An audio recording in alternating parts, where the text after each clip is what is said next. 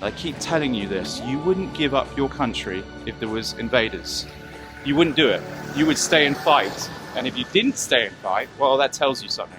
It is why the Poles are not fans of this guy. I would have been potentially in, I certainly would have been in the first blast, and I probably would have been in the second blast. Yeah, so apparently I'm an actor. You could see the years had taken a great toll on them. So it's the next day, it's the morning after the terrorist attack that I witnessed that you may have seen the video of. What the f was that?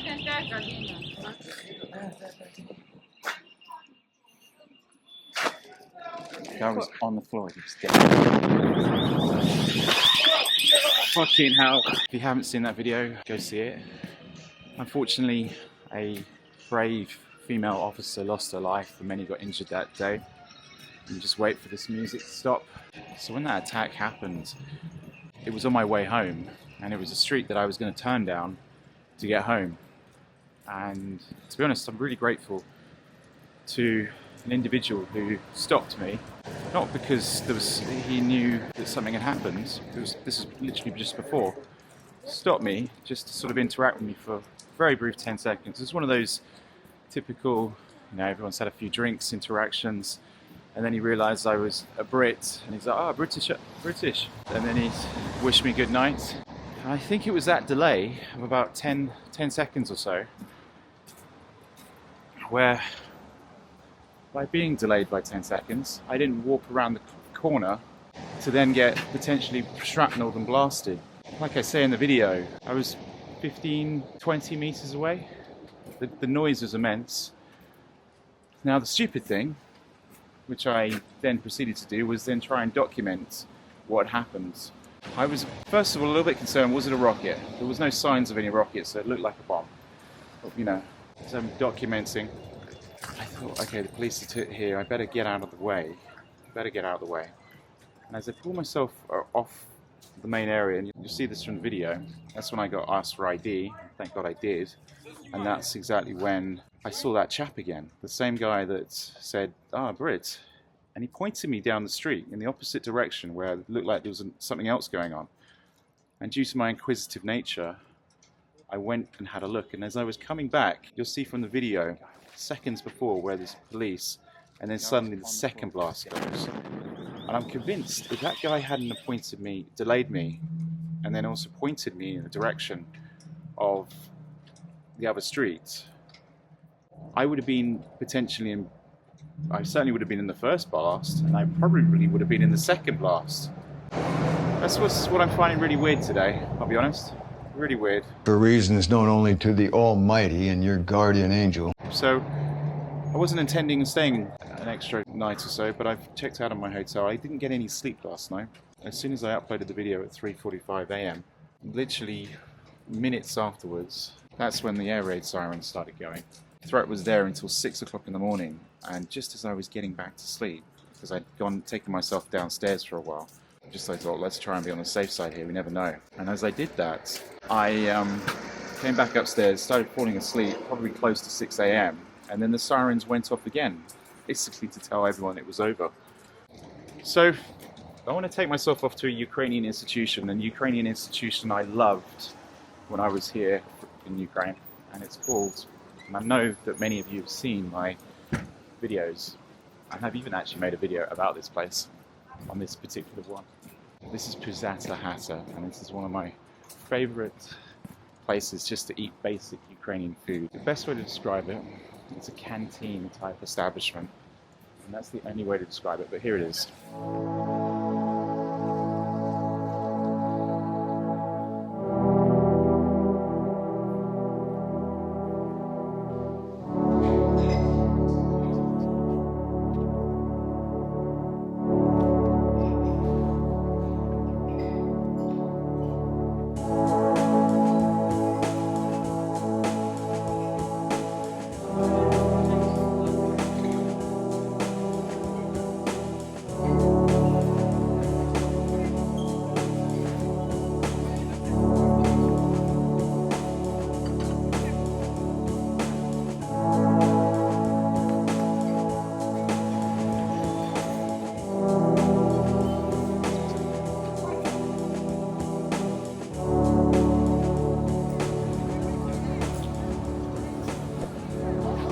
Well, You're welcome. people are just coming out of the Opera House, although this camera does pick up light really, really well.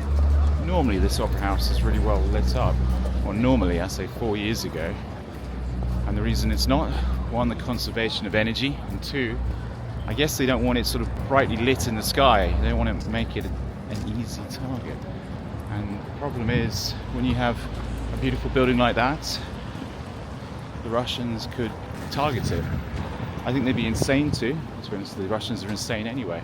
Speaking of Russians, video I posted today, which I know that was, when you see this, will be several days ago.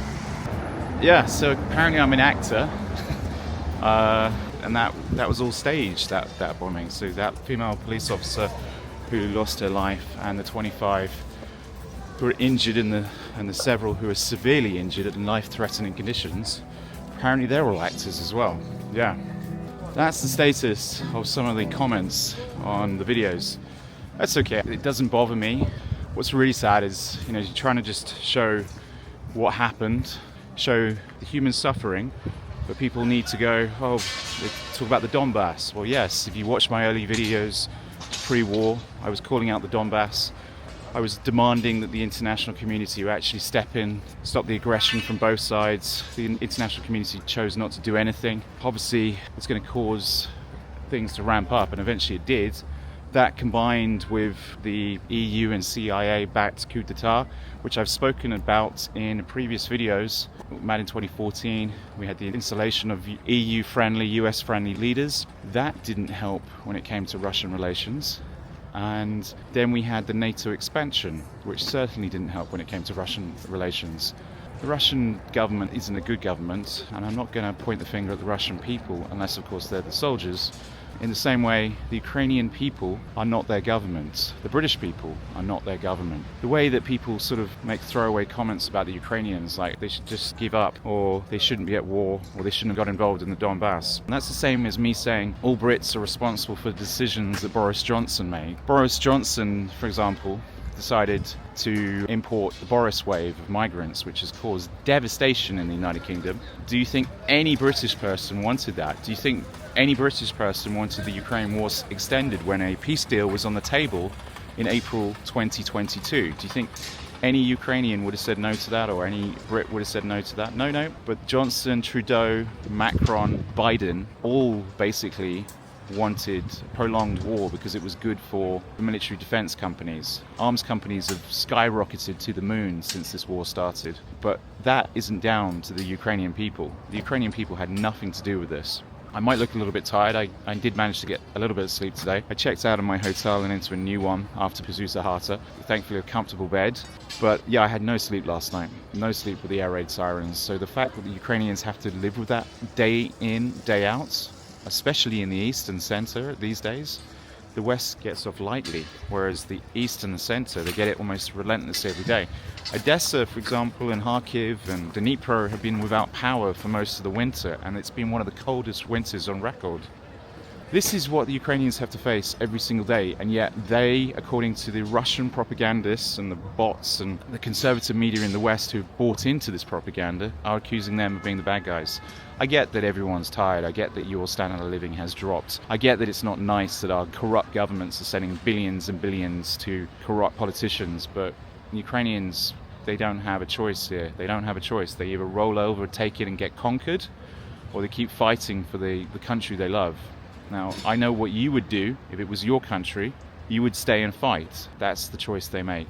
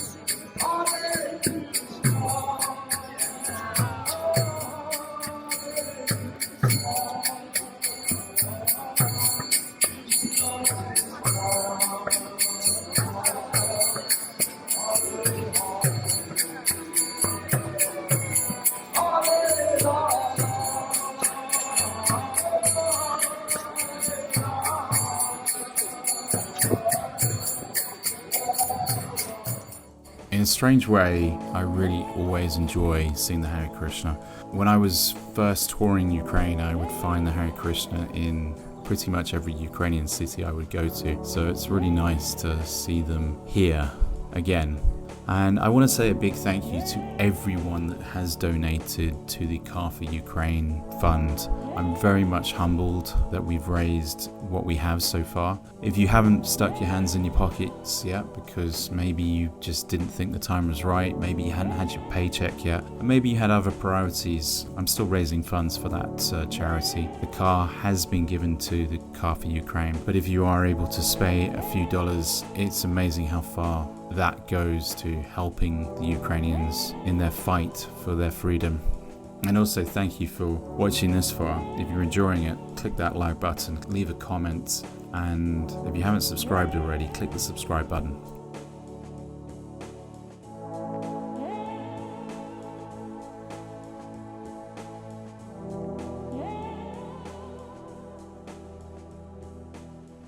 Anyone that's watched one of my Lviv videos before, probably one of the ones before the war, would have seen this monument. This is the monument to commemorate the people who lost their lives in the Maidan protests in 2014.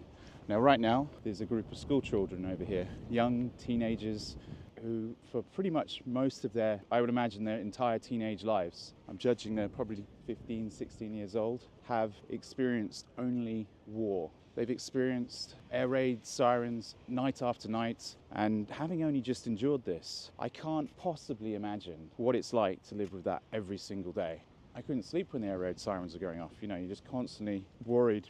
But these people live with it day in, day out. But going back to the Maidan protests, you may have seen in a video I actually made about Maidan, slightly controversial to some. It was my belief that Maidan was funded by the CIA, the European Union, and George Soros and his NGOs to basically overthrow the president of Ukraine, who was pro-Russian. Now, you must forgive me, it's been some time since I got my head around the Maidan statistics. I made a video, it tells you all about it. The link is here, should you want to watch it. I'll put a link in the description. Hopefully you can watch it after this video, because in the meantime, we're going to go to the top of this very grey hill. This is the old fortress Castle Hill. It's a hill that I used to enjoy walking up every single time I was in Lviv. On this grey day, it feels a lot less exciting. I think how a lot of Ukrainians are feeling 4 years in.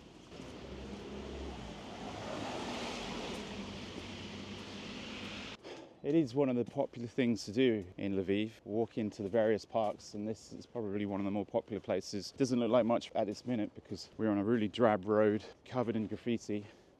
But when you get to the top, you'll see what I mean. In the old days, there was a beautiful flag. I hope it's still there, because that's where we're going.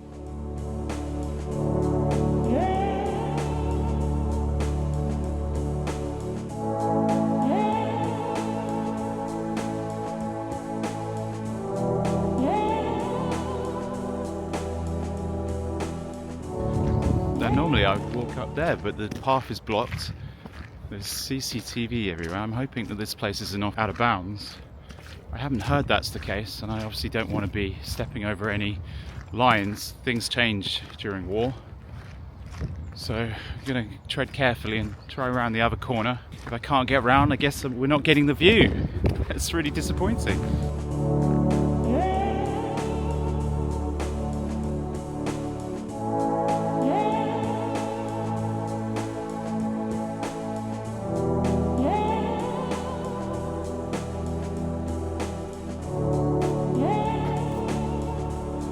Well, I think my plans are scuppered, but I shouldn't feel bad. It's the people of Lviv that are suffering.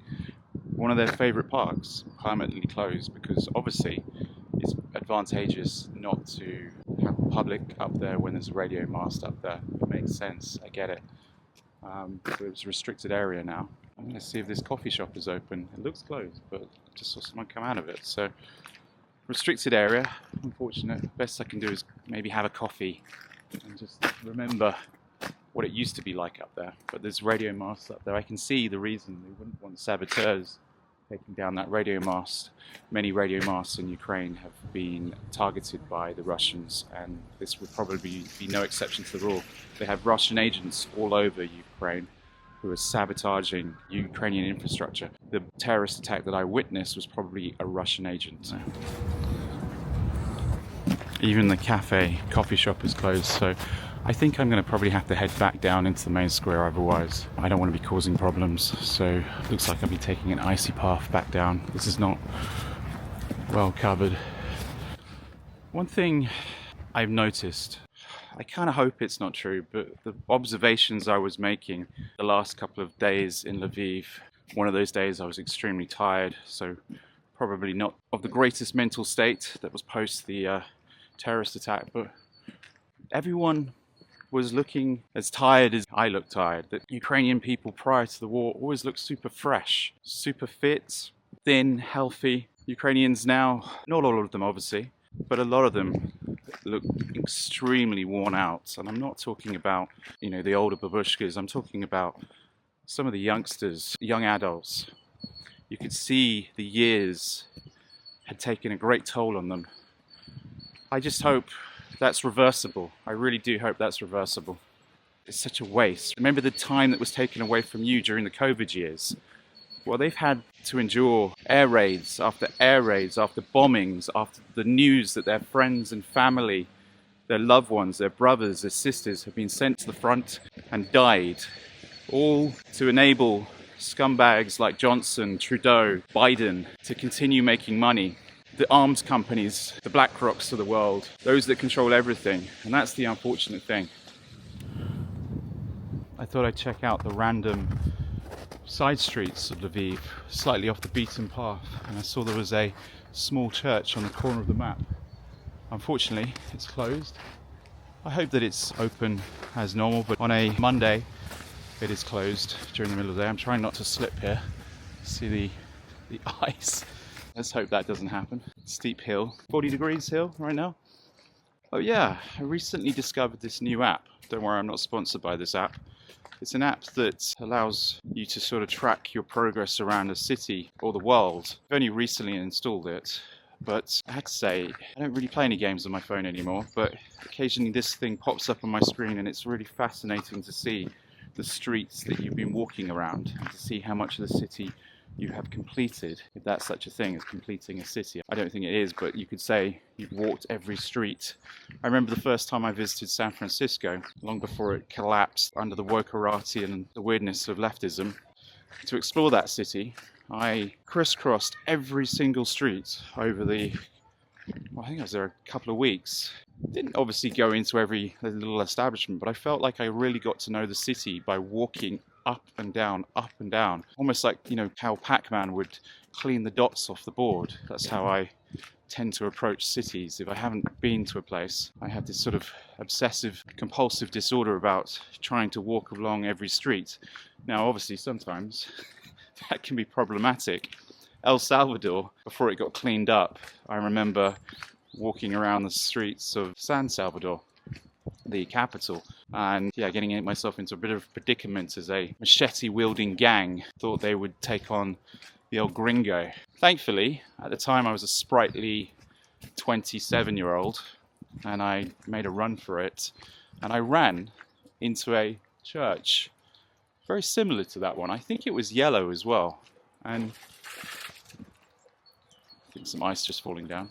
And to be honest, I've always been grateful about that experience, because I took shelter in the church and there was a service on at the time. I literally came in the side door and I found myself sitting right at the front of the service. A big congregation were in there, and I stayed until the end. It was all in Spanish, and my Spanish is pretty much non-existent. I'm not the linguist, as you may have noticed, and stayed until the end. And by the time I left the church, the gang had gone, and then I made myself quickly back to the crappy hotel I was staying in. I tell you, it was crappy. There was cockroaches all over the walls. I know El Salvador has really cleaned up its act since then. It's become almost an oasis because the president has locked up all the scum. Something other leaders should follow as an example. But the point is, sometimes zigzagging a city or crisscrossing a city isn't always the best thing, but in safe places, well, as long as there's no rockets or missiles or bombs going off, Ukraine is perfect for that. Sometimes you're going to see beautiful things, other times you'll see buildings that have seen better days, and you can imagine there's not much DIY going on. There's not much desire to fix balconies that are now would be considered by Western standards to be health hazards. I'll continue. So the reason I have the liberty of just walking around the city at the moment, one, I wanted to take a break from editing, final day in Lviv, final proper day in Ukraine before I have to head back. I wish I could stay longer, I genuinely do. But the whole point of this trip has been to support the charity car for Ukraine. I really appreciate everyone that's donated so far.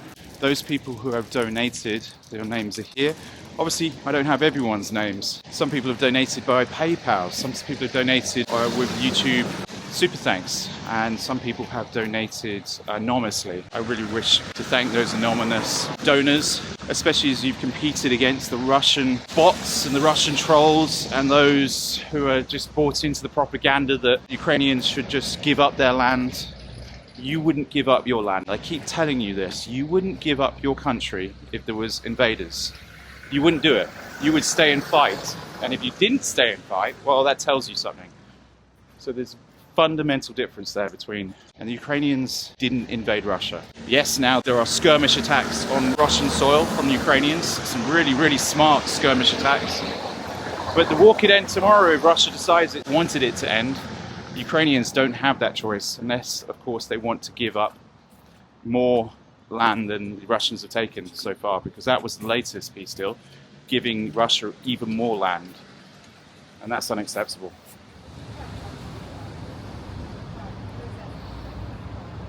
Lviv University there, beautiful building. I was almost tempted to go to this one, but it was actually really complicated to get in, so I ended up in Kyiv and went to Tarashchenko University. I think there's a lot of medical students at Lviv University. It's actually a very prestigious university. It stretches all the way down that way and all the way this way. A lot of students in Lviv.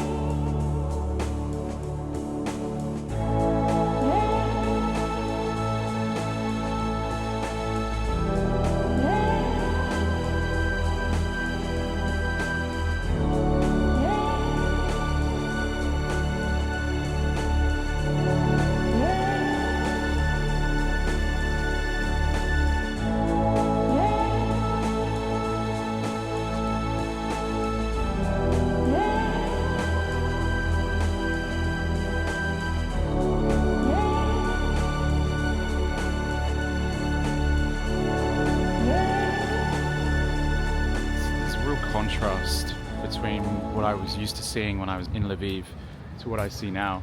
The people, they seem drained. They're as polite as ever, but generally they seem really drained. There's no filming in the church, but it's a really beautiful church, as are all the churches in Ukraine. And there's a constant procession of young men, women, old ladies, babushkas, going in, saying their prayers. I can understand why.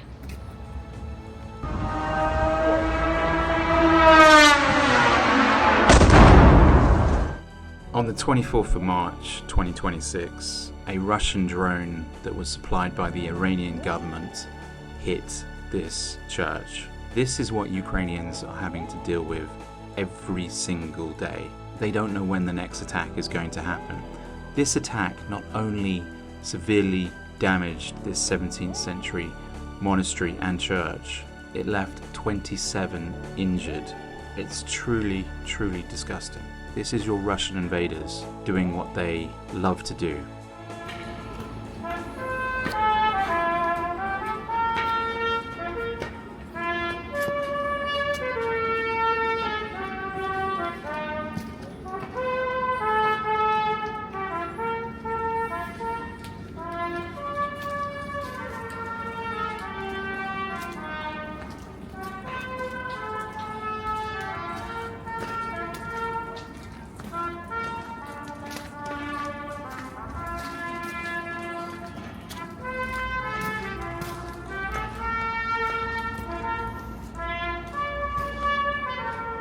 Right behind me, I know I've covered him a long time ago in one of my Lviv videos, but this is Ivan Fedorov.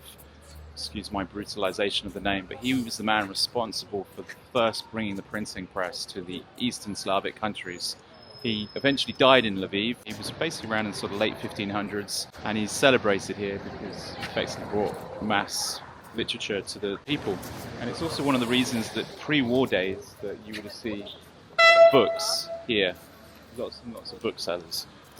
I'm going to have to sort of dig up the old footage because it's just, unfortunately, a lot less of them now, a lot less booksellers, but at least there are still some booksellers just celebrating the printing press, the art of reading, the art of books. And it's good to see that the statue is still here, not one of the many that have been damaged in Ukraine.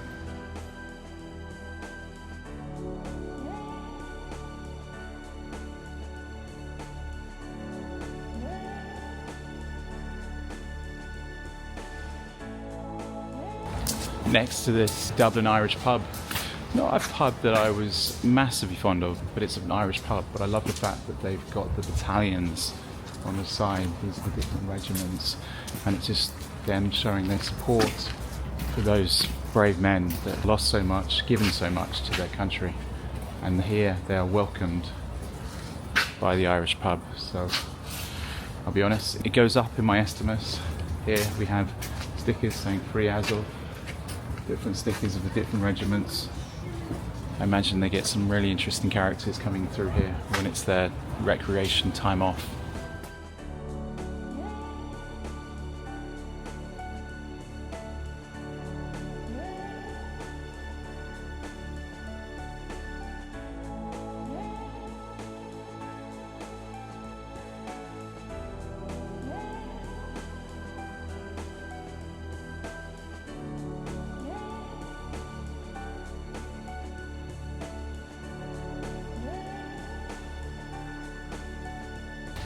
Here we have impacts.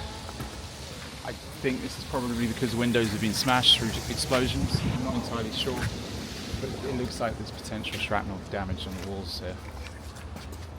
This is far worse, obviously, if you head eastern Ukraine, but it's still impactful here.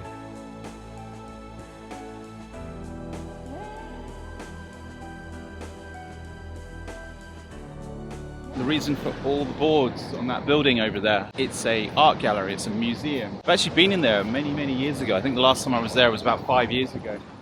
Very beautiful museum. It's got Christian Orthodox art, modern art. It is a beautiful museum, but the reason the boards are on the windows is to protect the art from any shrapnel, any explosions. At least that's their hope anyway.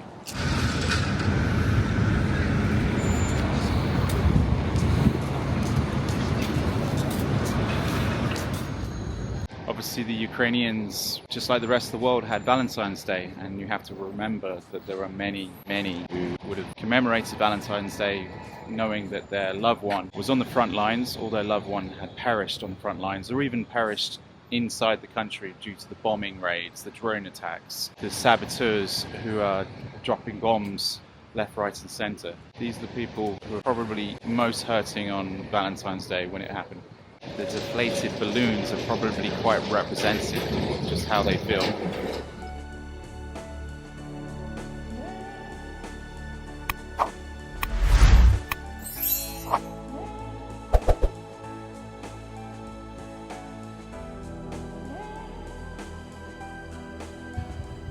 Sun's out, and I find myself on a different hill because I can actually go up this hill. This is Shembeka Hill, and this is the tower bastion that was built by the Austrian-Hungarian Empire back in 1848 to sort of squash an uprising that was happening in this city. The Ukrainians know a lot about being oppressed, and it's one of the reasons that they continue to fight. They fought for freedom against the Austrian-Hungarians, they fought for freedom against the Soviets, they fought for freedom against the Germans. This was later used during the Second World War as a prisoner of war camp, and many people perished in here.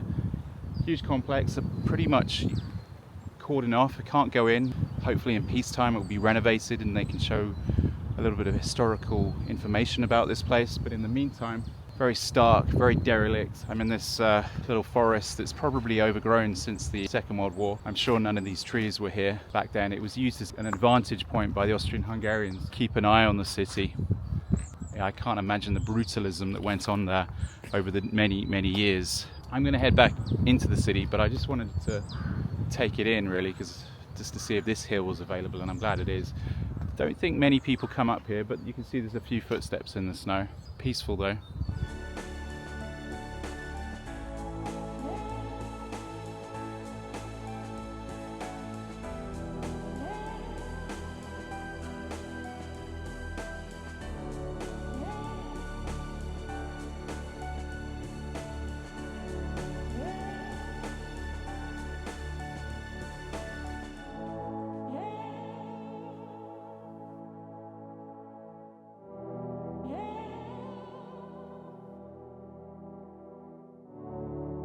4 years have passed and Ukraine is still having to fend off the Russian invaders.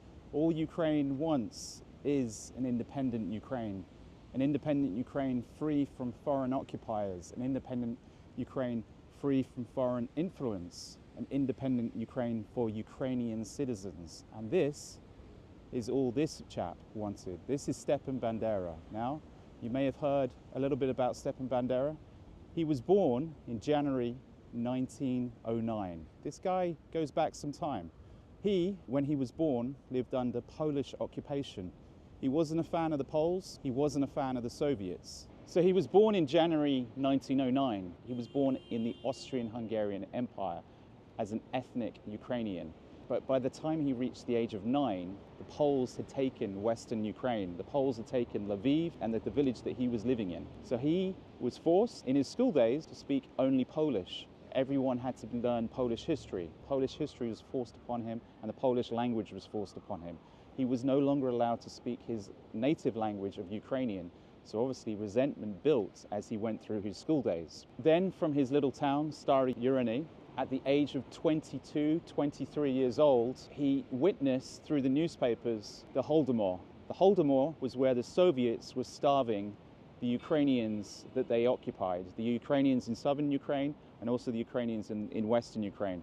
Millions died under the Holodomor. It was an ethnic genocide instigated by Stalin. So this chap hated Stalin, he hated the Soviets, and yet he was being occupied by the Poles. You could see the resentment. The nationalist in him was growing with rage. He was enraged and he wanted to do something about it. He joined the Nationalist Party, but it wasn't until 1939, when Germany allied with the Soviets, did he form the breakaway, the Nationalist Party, the UNB.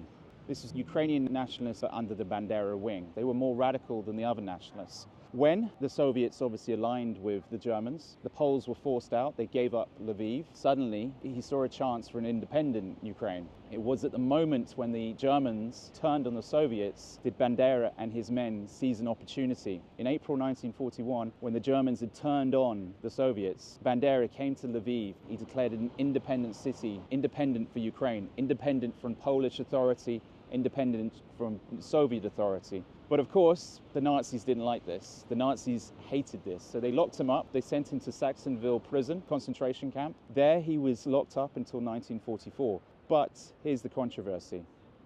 His group, the UNBs, took it upon themselves to commit ethnic genocide on Polish people living in the West. There was a war going on. And while atrocities were happening, they took advantage of it. It is why the Poles are not fans of this guy. It's why the Soviets are not fans of this guy. It's why the Russians are not fans of this guy. But to Ukrainians, he's seen as a freedom fighter. He's seen as their freedom fighter. To them, he's a terrorist. In Parliament Square in London, we have one man's freedom fighter, and to another person, he's seen as a terrorist. That man is Nelson Mandela. He was fighting for an independent South Africa that wouldn't be ruled by apartheid. And yet in Parliament Square in the United Kingdom, there's a statue to him. Whereas here in Ukraine, this man was fighting for an independent Ukraine. The Ukrainians are still fighting for an independent Ukraine. And that is why this man, especially in Western Ukraine, is more popular today than ever.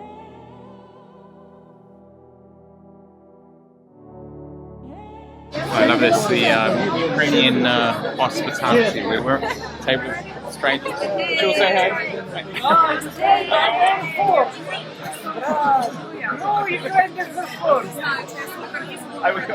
We got the random food, and also right next to us we got a band. Amazing atmosphere. Pig's ears, you should put them into the sauce and then you should try. And then you like it. Давай! Рівненська область! Very good. Рівненська! Strange or not? Чувачок! If you don't try, you can not. It's nice. It's warming.